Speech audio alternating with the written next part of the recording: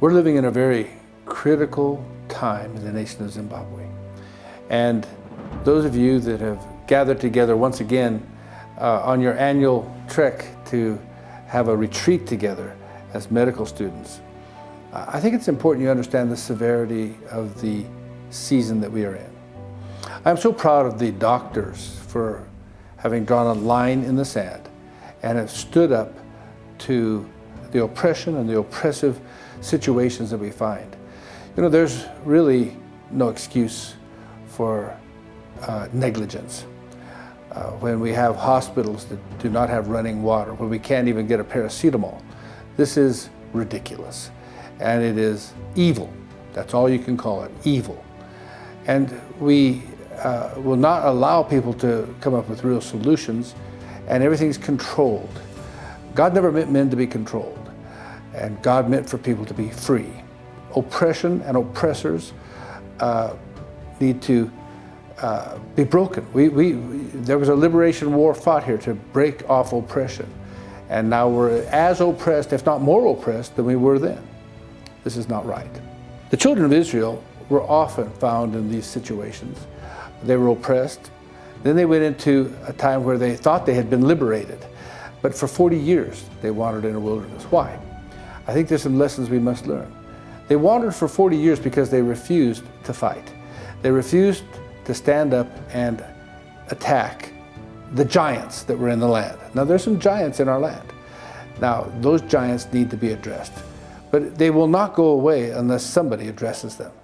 And there is a generation that would never address the giants, still will not address the giants. And those giants remain.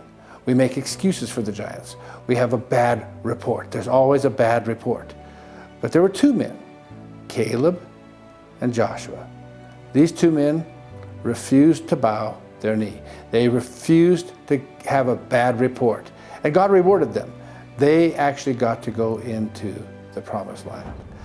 They weren't afraid of the giants. They said, God is well able to deliver us. God is still able to deliver those who will stand. God is still able to deliver those who will do their part.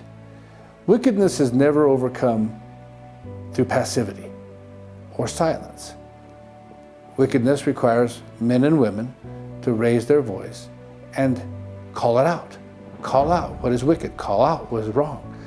Now, that doesn't mean that we're out to vilify a person or even a government. We're just saying that there has to be a transparency. We have to create a work environment. You can't go to work and be demanded to work when you don't have the tools to work with. You can't serve where you are not able to serve with equity. God is a God who is equitable. So is the men and women who are serving and who are going to be serving our nation. My hope is that you will not be like past generations who in many instances refused to say anything. And because of their silence, gave no room for either God nor for leaders to rise and bring about transformation and reformation. Zimbabwe needs to be reformed. It needs to be transformed. That begins in your heart. It begins with you today.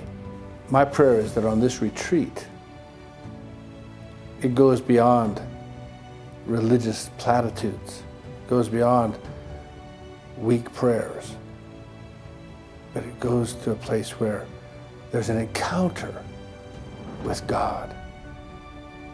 And that men and women will rise up and say, we are well able to take this land.